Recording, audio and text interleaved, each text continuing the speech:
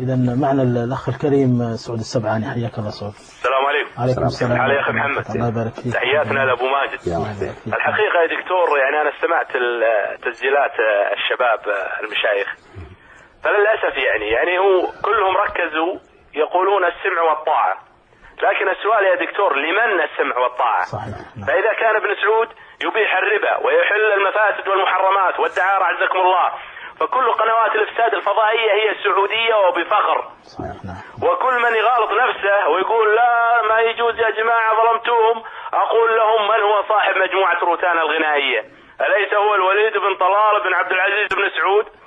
من هو صاحب مجموعة الMBC؟ أليس هو الوليد بن إبراهيم أخوك يا الجوهرة؟ نسيبك يا ولي الأمر وخالك يا عزوز؟ من هو الذي يدعم الLBC والمستقبل والنجوم وغيرها؟ أليس ولي الأمر ابن سعود؟ من هو الداعم والمشجع لبرامج الدعارة عزكم الله والإفساد مثل ستار أكاديمي وعلى الهوى سوا والسوبر ستار والبيج براذر وما لف لفهم؟ أليس هو ولي الأمر ابن سعود؟ من هو راعي المهرجانات الغنائية، مهرجان أبها وجدة غيره والشرقية والجنادرية وغيره؟ أليس هو ولي أمرنا ابن سعود؟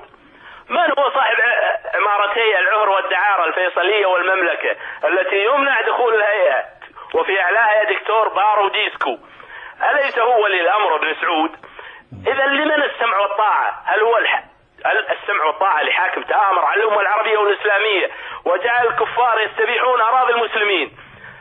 هل السمع والطاعة يا دكتور لحاكم يدعم القوات الأمريكية بالمال والبترول وكلنا نشاهد كل يوم طالعين زودنا مليون تقل حراق صار، ما هو سوق بترول ولا أوبك ولا أوابك، حاتوا الدنيا يا دكتور.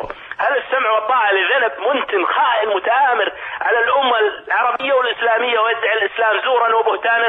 هذا هو ولي الأمر؟ هل السمع والطاعة يا دكتور لولي أمر ألغى الجهاد والولاء والبراء وناصر الكفار وتآمر مع الفجار واغتصب الحقوق وسلب المسلمين حريتهم ووضعهم في السجون ظلما وعدوانا بأمر من السيادة في واشنطن؟ هل هو هذا ولي الأمر؟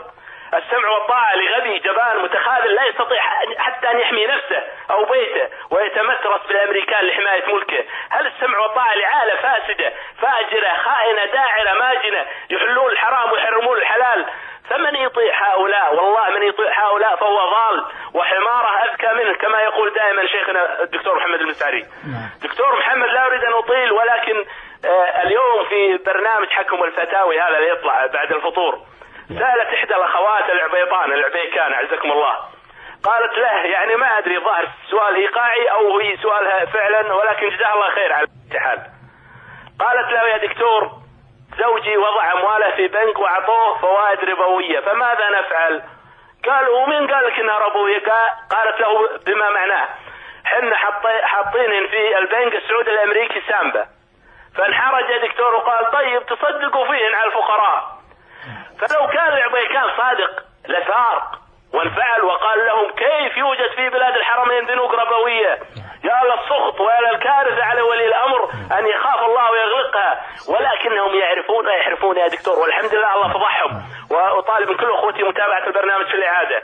أخيرا يا دكتور وليس آخرا، اليوم افتتح سلمان بن عبد العزيز مع البابا يوحنا آل الشيخ كذبة جمعية خيرية حقت الأيتام. وين تدري وين يا دكتور؟ في فندق الانتر كونتيننتال، يعني حفلة سواريه ما شاء الله عليهم. أنا خابر الجمعيات الخيرية والإسلامية في مساجد في دور العلم، أما في فندق الانتر كونتيننتال هذه حفلة هذه. صحيح.